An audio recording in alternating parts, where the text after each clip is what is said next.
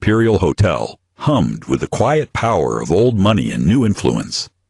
Crystal chandeliers cast golden shadows across marble floors, while violinists tucked into an alcove played Vivaldi with practiced precision. The city's elite mingled beneath oil paintings of dead industrialists, their champagne glasses catching the light like tiny stars.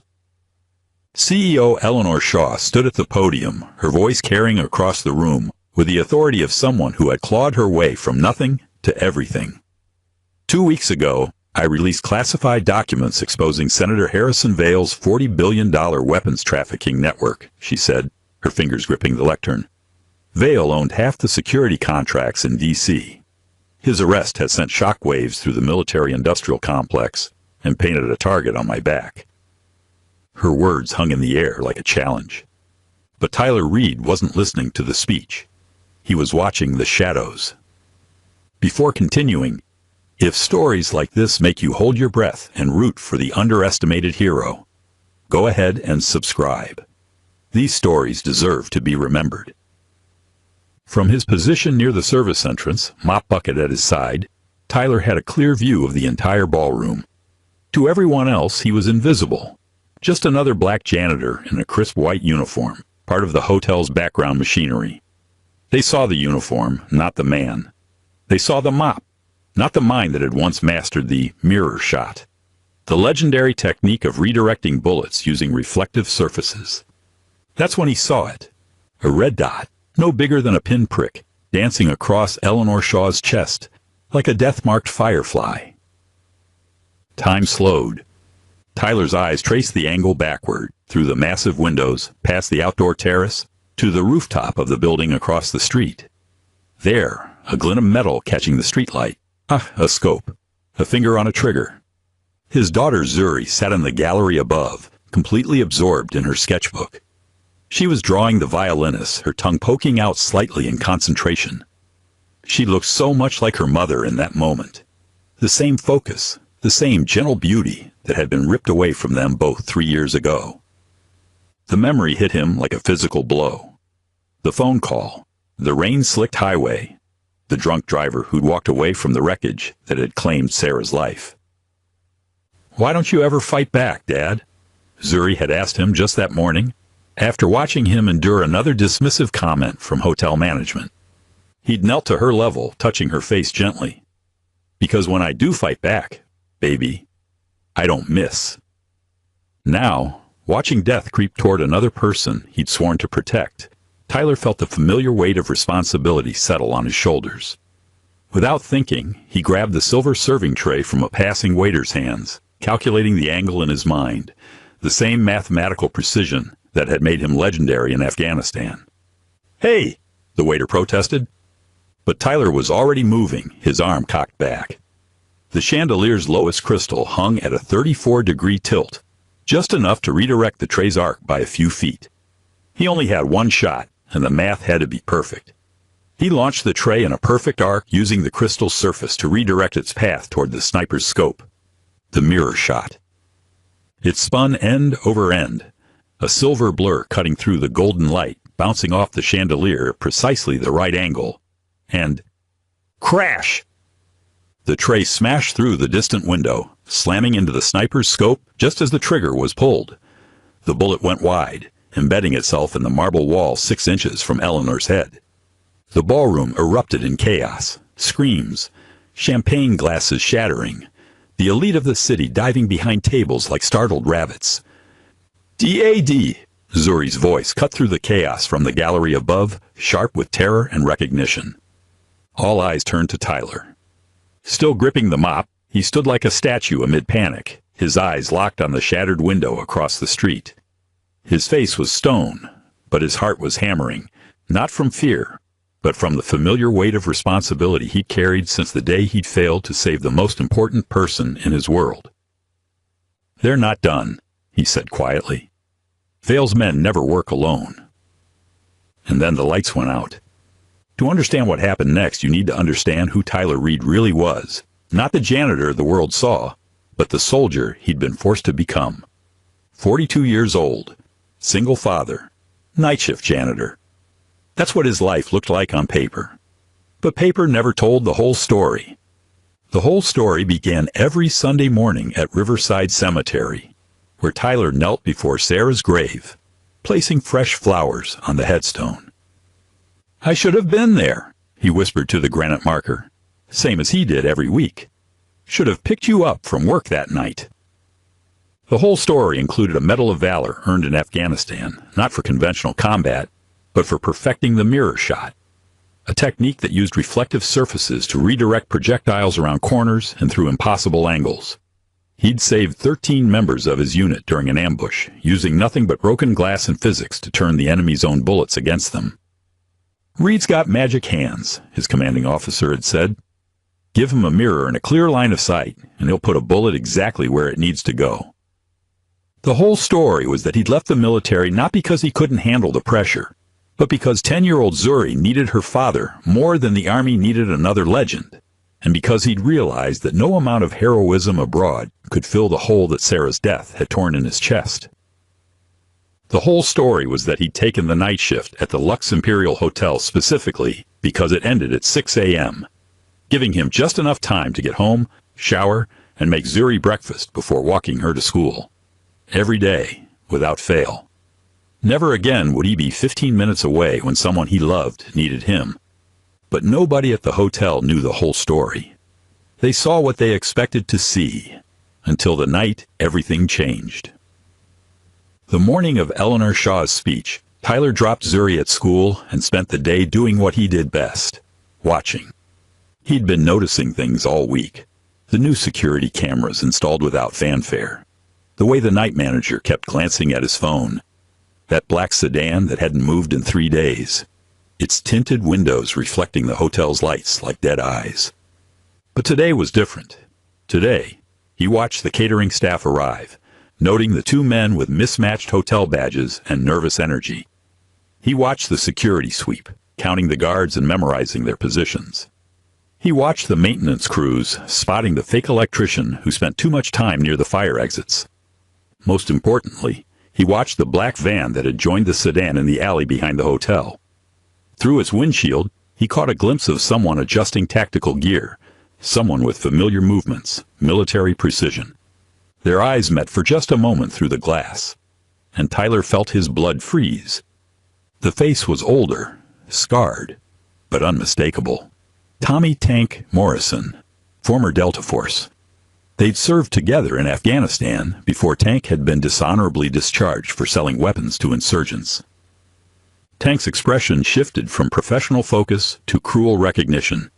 He'd spotted Tyler, and from the slow smile spreading across his face, Tyler knew this had just become personal. This realization hit Tyler like a physical blow. This wasn't random. This was coordinated, professional, and very dangerous. And it was being run by someone who knew exactly what Tyler was capable of. Later that afternoon, Tyler was cleaning windows in the lobby when Eleanor Shaw arrived in a black town car, flanked by 2 bodyguards who looked competent but not exceptional. She was smaller than she appeared on television, with graying hair and the kind of tired eyes that came from fighting battles most people couldn't imagine. When she walked past, their eyes met. She nodded politely, the kind of acknowledgement wealthy people gave to service workers when they wanted to feel democratic. But something in her expression lingered, a flicker of curiosity, as if she'd seen something in his face that didn't quite match his uniform. "Excuse me," she said, stopping. Her bodyguards tensed, but she waved them off.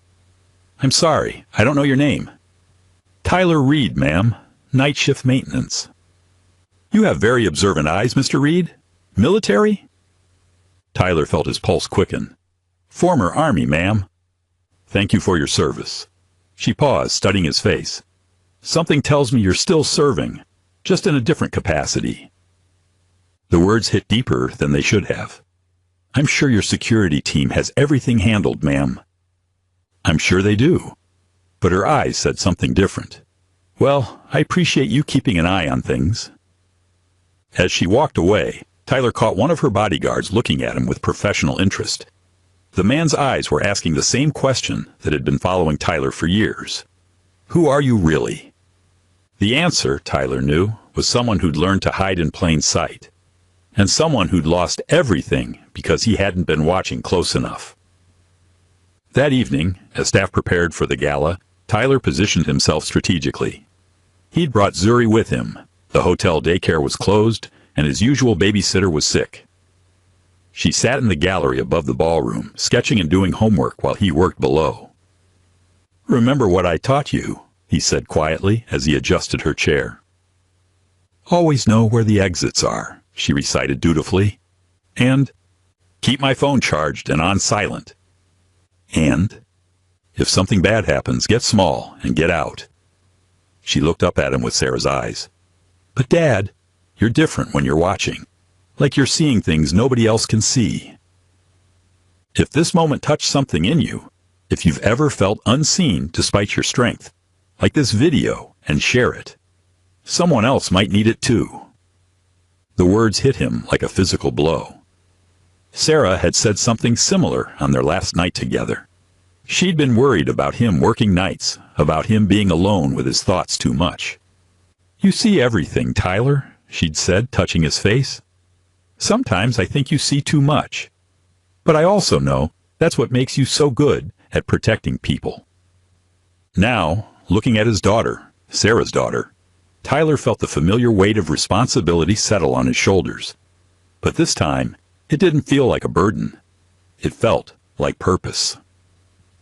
As guests began arriving for the evening's event, Tyler moved through the ballroom like a ghost, unconsciously cataloging every reflective surface.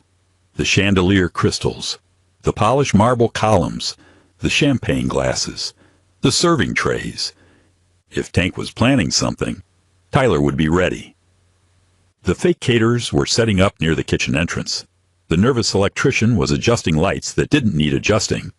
That black sedan had been joined by a white van in the alley behind the hotel.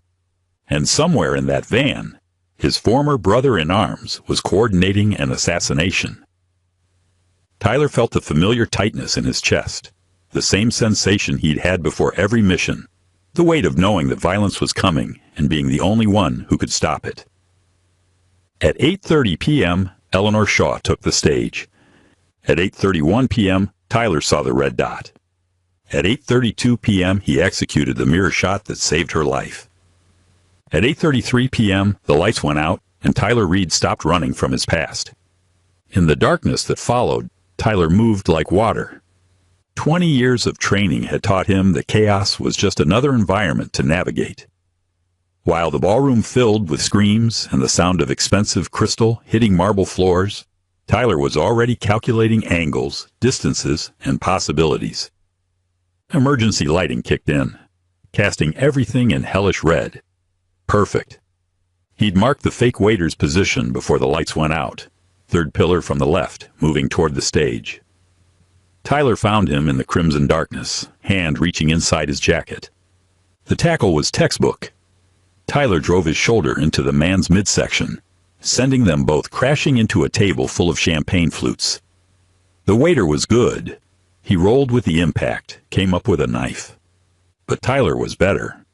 He caught the knife hand, twisted until bones creaked, and drove his elbow into the man's temple. The assassin dropped like a stone. Tyler grabbed the fallen man's radio. Static, then a voice he recognized. "Target acquired. Rooftop clear. Taking the shot." Tank, his former brother-in-arms, now his enemy. "Negative," Tyler whispered into the radio, mimicking the unconscious man's voice. "Target moved. Abort. Abort." "Copy. Holding position." That bought him maybe 30 seconds, enough time to check on Zuri and get to the roof. Tyler looked up at the gallery where his daughter was supposed to be. Empty chair. Good girl. She'd remembered her training and gotten out when the chaos started. He grabbed the assassin's Glock and moved toward the service elevator.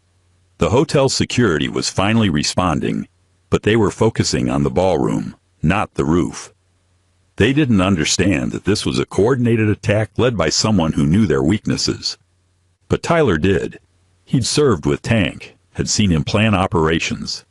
This wasn't just about Eleanor Shaw. This was about sending a message to anyone who dared to challenge the system. And it was about settling an old score. The elevator ride to the roof felt like an eternity. Tyler checked the pistol. Full magazine, one in the chamber. He'd fired thousands of rounds in training, but it had been 3 years since he'd held a weapon with the intent to kill. 3 years since he'd failed to save the person who mattered most. The elevator dinged softly as it reached the top floor, and Tyler stepped into his past. Tyler stepped onto the roof and immediately rolled left. A bullet sparked off the concrete where his head had been a second before. "Should have stayed invisible, Tyler," called a familiar voice from behind an air conditioning unit. Despite everything, Tyler smiled grimly. Tank had given away his position, just like he used to do during training exercises. Some things never changed. "You should have stayed in prison, Tank," Tyler called back, using the building's various structures for cover. "Vale's paying me enough to retire in style. All I had to do was take out one bleeding heart CEO and the janitor who thinks he's still a soldier." The word stung, but Tyler pushed the anger aside. Anger made you sloppy. Anger got you killed. But what followed was a deadly game of cat and mouse that lasted 10 minutes. Tyler would fire, move, fire again. Tank would respond, trying to track him in the darkness. But Tyler had fought in places where the enemy knew the terrain better than he did, where every shadow could hide death. This was just another Thursday, except this time, the stakes were personal. Tank had a rifle, which meant he had range but less mobility. Tyler had a pistol, which meant he needed to get close. But Tyler also had something Tank had never learned: patience. The final confrontation came when Tyler used a piece of broken glass to redirect Tank's muzzle flash, temporarily blinding him. It was a variation of the mirror shot, but instead of redirecting bullets, he was redirecting light. Tank stumbled, rifle swinging wildly, and Tyler was on him. They went down hard, 20 years of friendship and betrayal crashing together on the concrete roof. Tank was still strong, still skilled, but he'd grown careless in his criminal years. He'd forgotten that real combat wasn't about superior firepower. It was about superior will. "You always were the better soldier," Tank gasped as Tyler's arm tightened around his throat. "But you were too weak to be a better killer." "You're right," Tyler said quietly, thinking of Sarah, of Zuri, of all the people he'd chosen to protect instead of destroy. "I was too weak to become like you." Tank went limp, unconscious, but alive. Tyler zip-tied him with electrical cable, then stood and looked down at the city spread out below him, lights twinkling like earthbound stars. The roof access door opened with a soft click. Tyler spun, weapon ready, then lowered it as FBI agents flooded onto the roof, followed by Eleanor Shaw and her security team. Behind them, moving carefully but with determined steps, came Zuri. She must have followed the agents up after they secured the building. Her eyes were wide with fear and something else, pride. "I told you to get out," he said gently, holstering the weapon and kneeling to her level. "I did. I hid in the kitchen like you taught me. But when the FBI came, I told them my dad was on the roof and that he was one of the good guys." Her voice was steady, but he could see her hands trembling. "I wasn't going to let them think you were bad." Tyler pulled her into a hug, his heart breaking at the courage in her voice. She was trembling, this brave little girl who'd inherited his stubborn refusal to abandon the people she loved. "I'm here," he whispered. "I'm always going to be here." Over her shoulder, he saw Eleanor Shaw watching them. She looked at Tyler, bloodied, exhausted, holding his daughter, and her face changed. For the first time since he'd met her, she was seeing him clearly. Not as a janitor or a hero, but as a man who'd chosen to fight for something greater than himself. "Mr. Reed," she said softly, "I think we need to talk." 3 days later, Tyler found himself in a conference room at Shaw Industries that was nothing like the hotel service areas where he'd spent the last 3 years. Floor-to-ceiling windows offered a panoramic view of the city, while the polished mahogany table reflected the afternoon sunlight streaming through the glass. Eleanor Shaw sat across from him, no longer the target he'd protected, but a woman who'd seen something in him that he'd forgotten existed. Between them lay a folder containing his military records, newspaper clippings about the assassination attempt, and something else, a contract. The mirror shot made headlines, Eleanor said. But that's not why you're here. Tyler remained silent, waiting. He'd learned that powerful people appreciated patience. You're here because in 30 seconds of chaos, you didn't just save my life. You coordinated a response. You read the situation, anticipated the threats, and neutralized them with surgical precision. But more importantly, she leaned forward, you did it while protecting your daughter and making sure innocent people stayed safe. She opened the folder and pulled out a photograph. It showed Tyler on the hotel roof, Zuri clinging to him, tank sprawled and zip-tied in the background. But what caught Tyler's attention was his own expression, alert, protective, purposeful.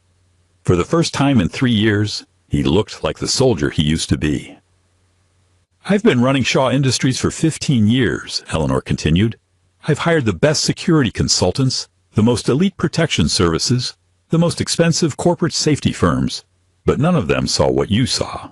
None of them were in the right place at the right time, and none of them would have risked their lives for a stranger.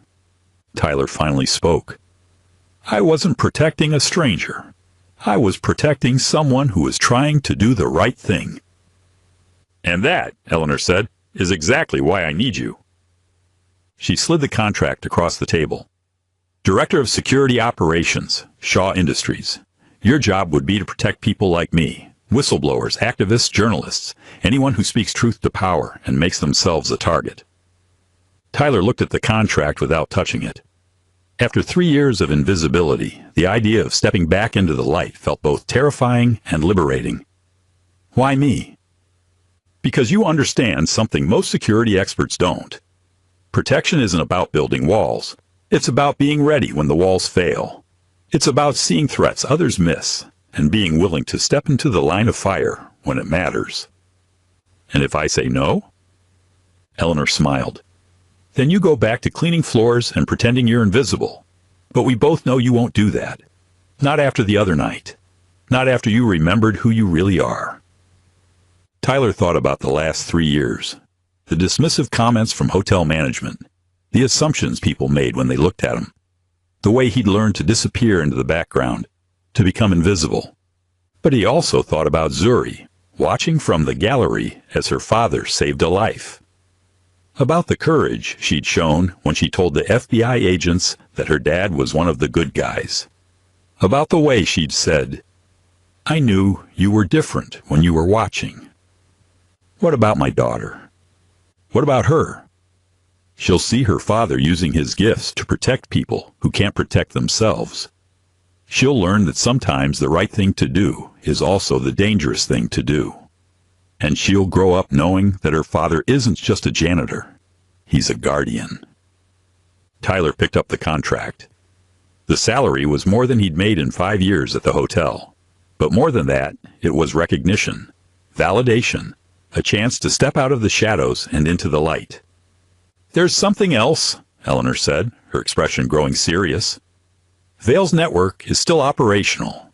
Even with him in prison, there are others, people who will keep coming after me, after anyone who threatens their profits.